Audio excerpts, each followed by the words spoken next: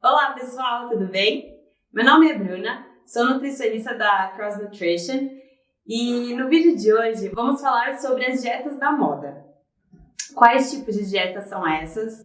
Quais são os objetivos dessas dietas? E as dietas que nós vamos falar hoje são a low carb, a cetogênica, que está inserido dentro da categoria low carb, a less carb, a paleolítica, o jejum intermitente, o vegetarianismo, o veganismo, a dieta detox e também duas outras dietas que é principalmente para esse público de alto rendimento, que é o Sleep Low e o Train Low, Compete High.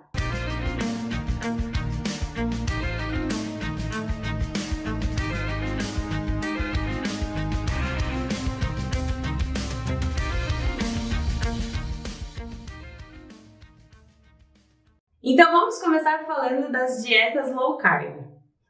As dietas low carb, elas são dietas que oferecem no máximo 130 gramas de carboidrato no dia.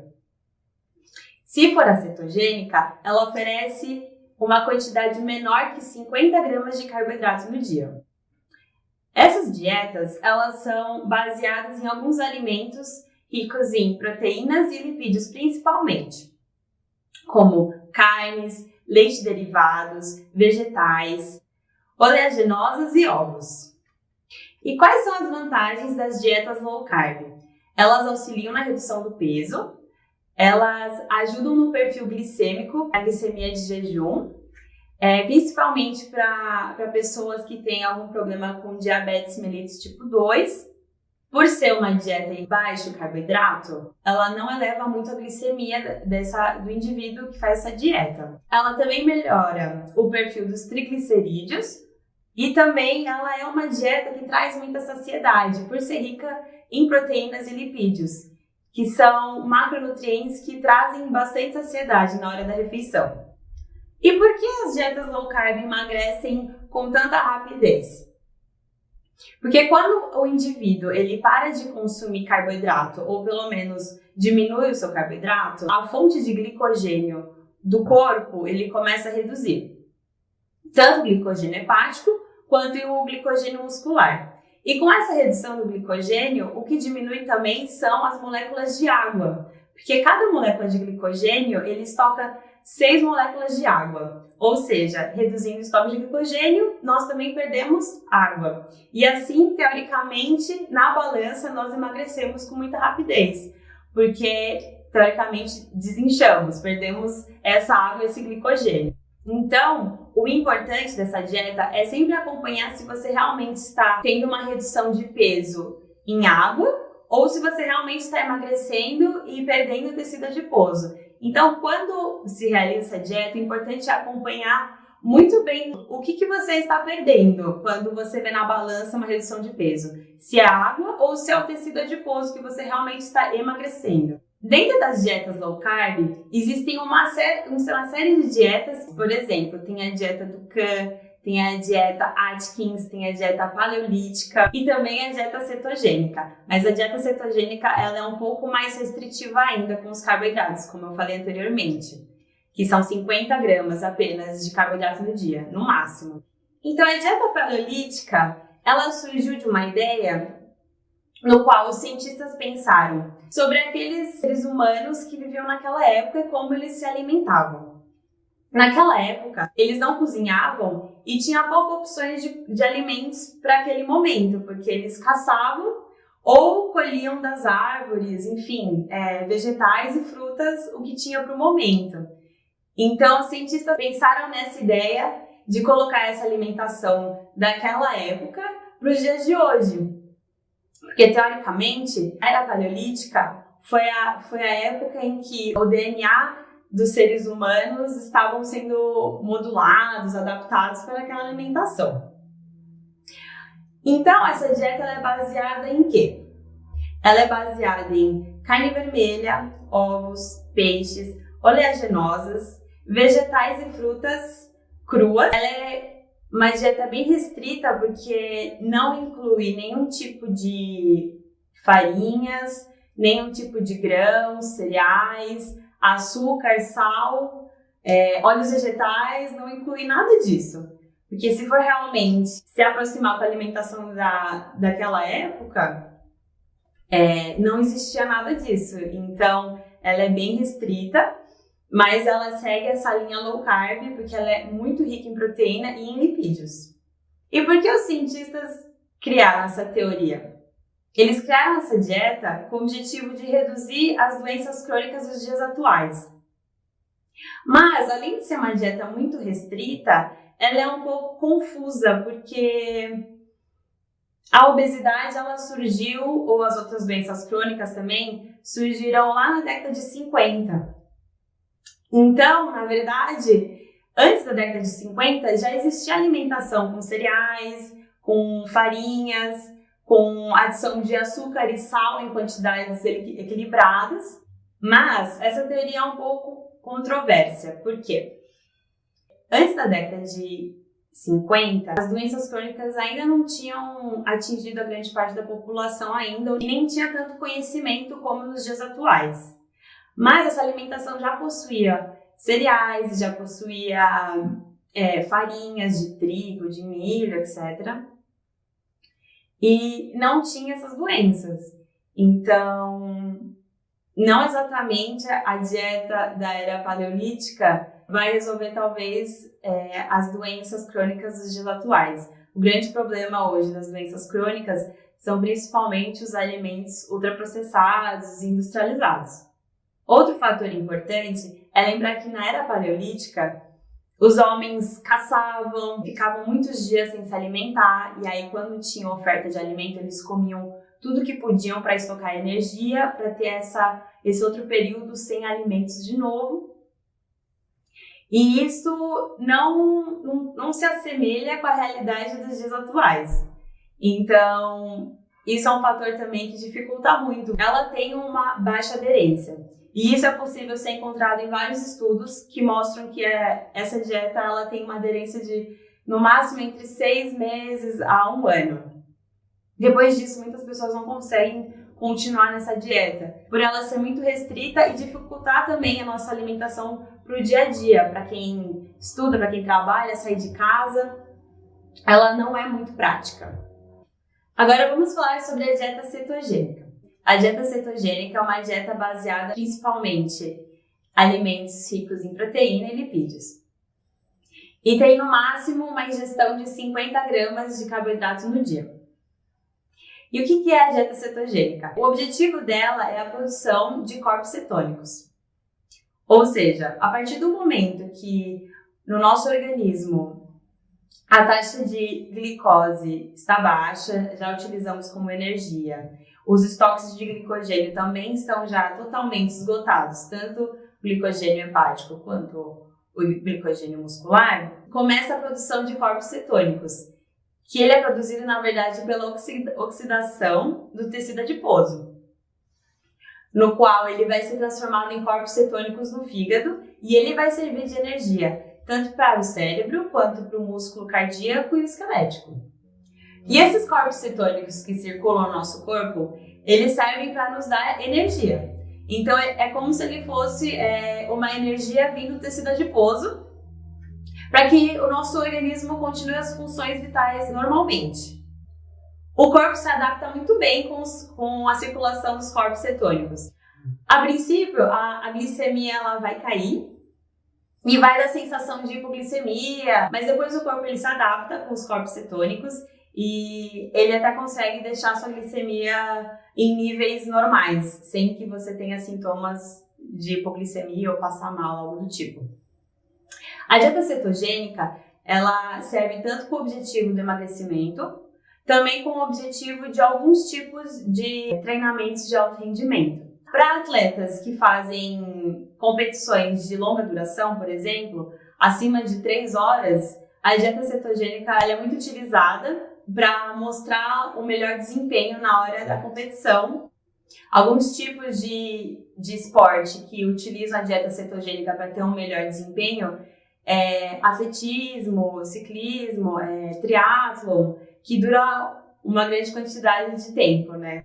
As vantagens da dieta cetogênica é muito parecido com as que nós já falamos anteriormente na low carb. Melhora do perfil glicêmico, melhora dos triglicerídeos, o emagrecimento. E quais são as desvantagens das dietas low carb? Uma grande desvantagem é a baixa aderência a essa dieta. Muitos artigos científicos mostram que geralmente as pessoas seguem essa dieta no período entre 6 a 12 meses no máximo. Depois a aderência começa a cair e os estudos têm mostrado que as pessoas que depois elas não seguem mais a dieta, elas acabam recuperando peso, até mais do que elas antes possuíam, antes de começar a dieta. E essa baixa aderência a essas dietas low carb é devido por ser uma dieta muito restrita. Pois como ela é rica em proteínas e lipídios, você acaba cortando uma série de alimentos da sua rotina, né? Incluindo pães, massas, cereais, leguminosas, farinhas. E isso acaba virando uma dieta bem monótona. E com essa dieta monótona, você acaba teoricamente enjoando daqueles mesmos alimentos que você acaba comendo todo dia. Outro fator interessante, não é só a dieta low carb que ajuda no emagrecimento, na perda de peso, etc. Muitos artigos científicos mostram que tanto a dieta low carb quanto a low fat, que é aquela dieta que você restringe alimentos ricos em lipídios, tanto uma dieta hipocalórica, que reduz em torno de 500 a 1000 calorias no dia, porém com todos os macronutrientes disponíveis, todos eles trazem os mesmos resultados, ou seja, a perda de peso, a perda de tecido adiposo, melhora do perfil bioquímico, tanto na glicemia, triglicerídeos, colesterol, etc. Então, na verdade, não é apenas uma dieta que pode te direcionar para o emagrecimento. Por isso que é importante você se adequar a qual dieta você vai aderir melhor. Pois não adianta você começar uma dieta e depois de 6 meses ou até 1 ano, você acaba abrindo mão da dieta porque não conseguiu aderir à sua rotina e acaba sofrendo aquele efeito sanfona. Aí você recupera o peso e aí retorna de novo a tentar outra dieta e também não adere e fica nesse ciclo vicioso. Por isso sempre é bom você encontrar a dieta no qual você mais se adequa e se adapta dentro da sua rotina. Uma dieta que tem dado muito mais certo em questão de aderência é a dieta less carb. A less carb seria o quê? Não cortar os carboidratos, não restringir nenhum tipo de alimento, mas escolher uma qualidade melhor daquele carboidrato que você vai ingerir naquela refeição. Então, talvez você comer, ao invés de você ingerir um pão, você pode substituir por uma fruta. Ao invés de você comer um bolo, você pode substituir por algum carboidrato integral, ou uma aveia, uma granola, algo do tipo. E isso geralmente tem mais aderência porque oferece todos os tipos de alimentos e também sem muito radicalismo dentro da sua rotina. Agora falando um pouquinho das dietas low carb. Direcionada para o público do CrossFit, principalmente, as dietas low carb não são muito interessantes, porque o CrossFit é uma modalidade de alta intensidade e de força. E esse tipo de modalidade, ele requer estoque de glicogênio e níveis de glicemia um pouco mais elevados para que você possa fazer essa atividade com grande desempenho, com potência e para ter resultados melhores. Diferente das modalidades de longa duração, ou ciclismo, ou atletismo, triatlon, que duram entre 2 a 3 horas. Nessas modalidades, o corpo precisa realmente utilizar como energia a oxidação do tecido adiposo. Agora vamos falar sobre outra dieta, a dieta do jejum intermitente. O que é o jejum intermitente e onde surgiu essa ideia dessa dieta pelos estudos ou pelos cientistas? O jejum intermitente ele vem de uma teoria dos nossos antepassados também, lembrando da dieta paleolítica, no qual onde os homens eles comiam aquilo que eles caçavam ou colhiam na hora e depois ficavam dias sem comer até encontrar uma próxima refeição. E a teoria desse estilo de vida daquela época é que não existia doenças crônicas. Não existia obesidade, diabetes, doenças cardiovasculares e etc. Muitas pessoas já praticam o jejum intermitente, né? E falam que emagreceram ou que tiveram muitos resultados positivos. Existem vários protocolos de jejum intermitente. Então, as pesquisas mostram jejum de 14 horas e eles fazem as refeições durante as outras 10 horas do dia. Jejum de 12 horas e realizam as refeições nas outras 12 horas. E assim por diante. Existem artigos usando todos os tipos desses protocolos de horários. Não tem nenhum fixo. Vai muito da pessoa, ou qual o objetivo dela, ou de acordo com a rotina. Depende muito. E a ideia do jejum intermitente é você realizar um jejum num tempo maior do que o tempo no qual você se alimenta. E, teoricamente, esse jejum, o que ele vai fazer? Ele vai oxidar o seu tecido adiposo, então você vai consumir, você vai tirar a energia do seu tecido adiposo, os corpos cetônicos, como falamos anteriormente, e depois na hora da alimentação, você vai comer, fazer todas as suas refeições em apenas 10 horas ou 12 horas, e teoricamente você vai comer menos, porque você vai fazer menos refeições. Na teoria, mostra muitos benefícios. Nos ratos, por exemplo, mostra a melhora do perfil lipídico, de colesterol, ratos que possuíam diabetes, não tinham mais diabetes, melhorava o perfil glicêmico deles, eles emagreciam. Mas não existem estudos para seres humanos, ainda não saiu artigos científicos suficientes para dar realmente uma certeza que é uma dieta de alta aderência ou que realmente pode trazer muitos benefícios à população. Por quê? Porque se nós pensarmos nos antepassados, eles apenas tinham aquela refeição e não tinham opção de comer mais nada. Eles realmente tinham que caçar para conseguir outro alimento. Pensando nos estudos dos ratos, a mesma coisa. Os cientistas entregavam ração para os ratos no horário devido e depois os ratos ficavam de jejum porque eles não tinham essa oferta de alimento mais.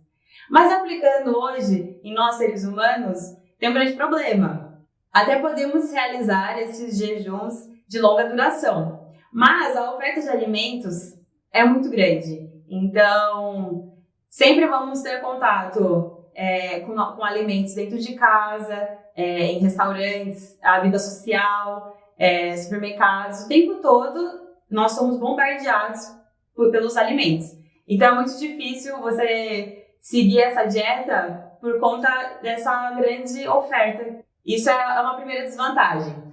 A segunda desvantagem é que não é bem uma desvantagem. Ele traz esses benefícios, como já falamos antes, emagrecimento, melhora do perfil glicêmico, lipídico, mas ele, depois de um certo tempo, 6 meses, mais ou menos, os resultados são muito semelhantes a uma dieta hipocalórica que você pode realizar durante o dia todo, normalmente. Tendo todas as refeições, não precisando ter tantas horas de jejum.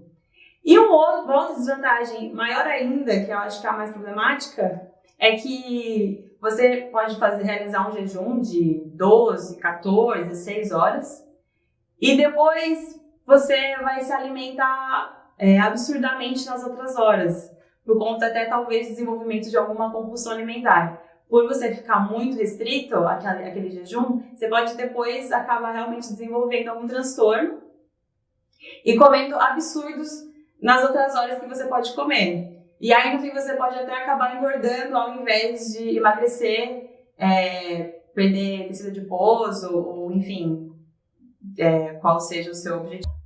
Agora vamos falar um pouco sobre as dietas detox.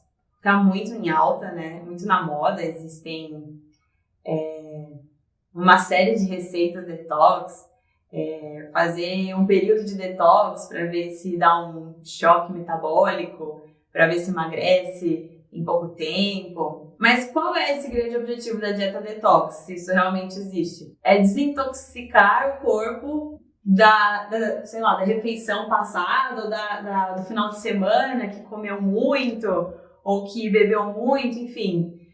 Só que o grande problema dessa dieta é que não existem estudos, pesquisas ou artigos científicos que provam que a dieta detox realmente pode desintoxicar o corpo de alguém, enfim. Porque, na verdade, isso é um mecanismo do próprio corpo. Quem faz esse processo de desintoxicação é o próprio nossos órgãos vitais, o fígado e o rim. Não existem alimentos que podem te desintoxicar. Então, a grande sacada da dieta detox realmente foi uma sacada de marketing, assim, para poder vender sucos detox, sopa detox e gerar dinheiro, né, nesse comércio alimentício. Na dieta detox também fala muito sobre suplementação de vitaminas antioxidantes, vitaminas anti-inflamatórias que possam trazer benefícios para o nosso corpo, mas aí tem estudos que mostram que, direcionado para o público que faz atividade física, até atletas de alto rendimento, tem um grande problema essa suplementação excessiva, porque o processo da atividade física, ela já gera um processo inflamatório no organismo. Aí vem essa ideia de, então vamos suplementar com antioxidante, anti-inflamatório, vitaminas anti-inflamatórias, nutrientes, que possam desinflamar esse corpo que fez atividade física. Mas o que acontece no organismo é totalmente ao contrário. Os estudos mostram que quando você realiza atividade física e gera esse processo inflamatório, que é normal dentro do processo da atividade física mesmo, o próprio organismo cria mecanismos anti-inflamatórios. Ele mesmo se direciona para desinflamar o que a atividade física causou. Quando você suplementa com nutrientes antioxidantes e anti-inflamatório, esse mecanismo que o corpo faz de desinflamar e de inflamar na atividade física e desinflamar, acaba perdendo esse processo por conta dessa suplementação. Então, artigos científicos mostram que é melhor você realizar atividade física e deixar o seu próprio corpo produzir esses mecanismos anti-inflamatórios do que você suplementar, que vai acabar até trazendo malefícios nesse processo anti-inflamatório. Então, na verdade, a grande sacada do detox é nada além de uma questão de marketing e não há nada que prove que realmente ele vai trazer benefícios. Ele acaba trazendo emagrecimento e melhora no perfil lipídico e glicêmico por conta dos alimentos que são oferecidos nessa dieta, que são muitas frutas, muitos legumes, verduras, e que são alimentos que são saudáveis, mas se for seguir apenas essa dieta detox, ela seria muito pobre em outros macronutrientes.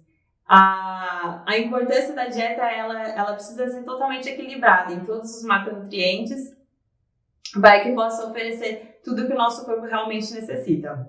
Vamos falar um pouco sobre as dietas vegetarianas e veganas.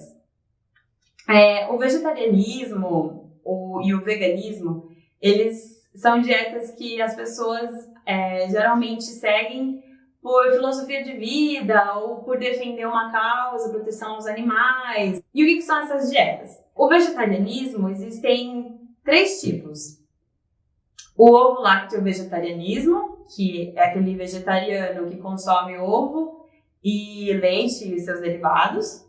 E tem também o ovo vegetariano ou lácteo vegetariano, que é aquele vegetariano ou consome só ovos e não consome nenhum alimento vindo de leite ou derivados de leite.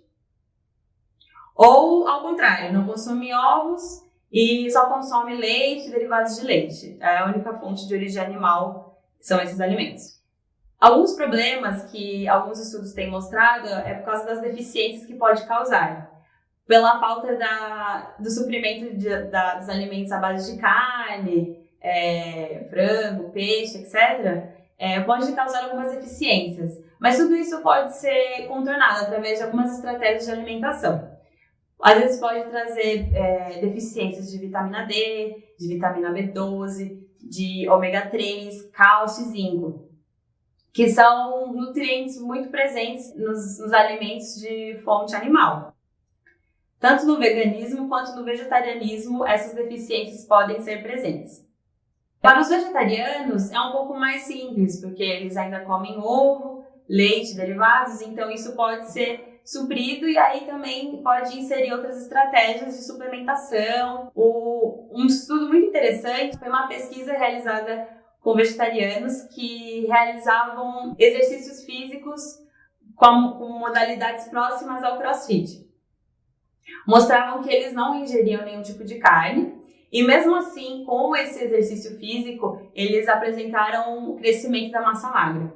Então é bem interessante ver que mesmo sem suplementar com alimentos de origem animal, como carnes, frango, peixes, a atividade física já é um fator muito importante para o aumento da massa magra.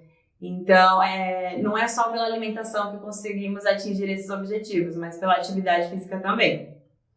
Falando um pouco sobre o veganismo, é muito importante tomar cuidado com prestar atenção com a quantidade de proteína a ingerir. Porque se você é um atleta de alto rendimento, o veganismo ele precisa de várias estratégias para que você possa suprir essas necessidades proteicas e conseguir planejar ao longo do seu dia, em todas as refeições, ingerir a proteína suficiente para sua modalidade ou para o seu treino.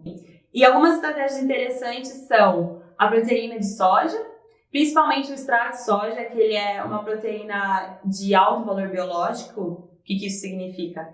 Que ele tem uma absorção muito boa no nosso organismo. Ele é quase os únicos alimentos de origem vegetal que tem alto valor biológico.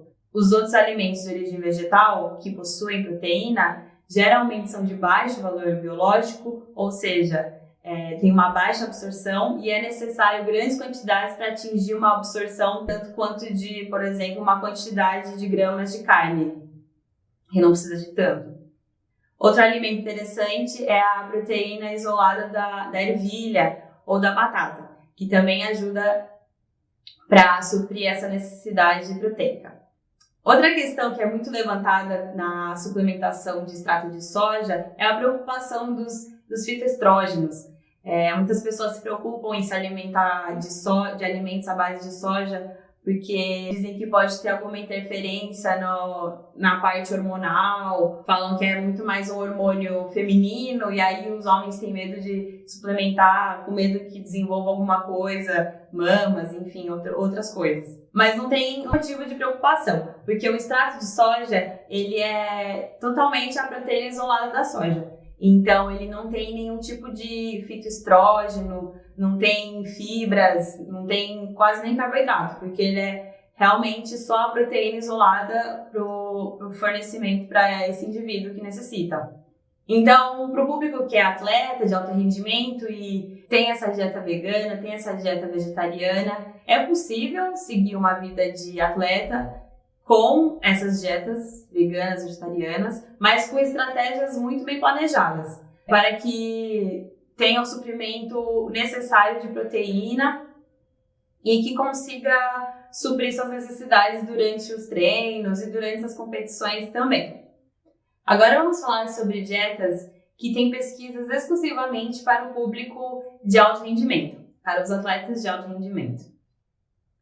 São duas dietas. Tem a dieta Train Low, Compete High e tem a dieta Sleep Low. E essas dietas, o que elas são? Elas foram criadas por teorias à base de pesquisas no qual poderiam melhorar o desempenho na hora da competição ou também até mesmo na hora do treino, na rotina do atleta. Vamos começar falando do Train Low, Compete High. O que é isso? Foi uma teoria criada no qual, se o atleta ele treinar com um baixo fornecimento de carboidrato e depois no dia da competição ele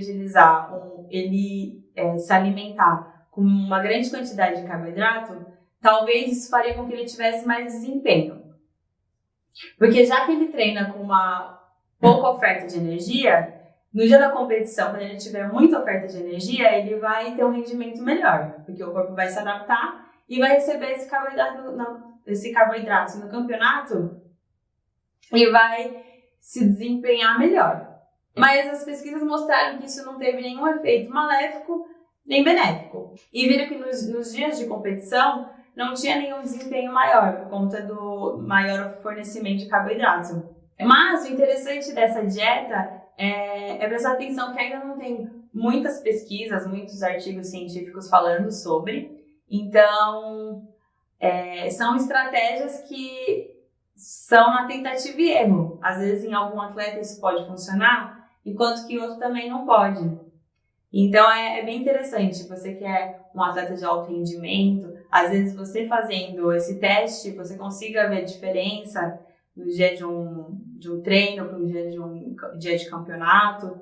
É sempre bom fazer o teste em você, porque cada indivíduo reage a uma forma diferente. Com dieta, com treino, em qualquer coisa relacionada a fatores biológicos e fisiológicos do nosso corpo.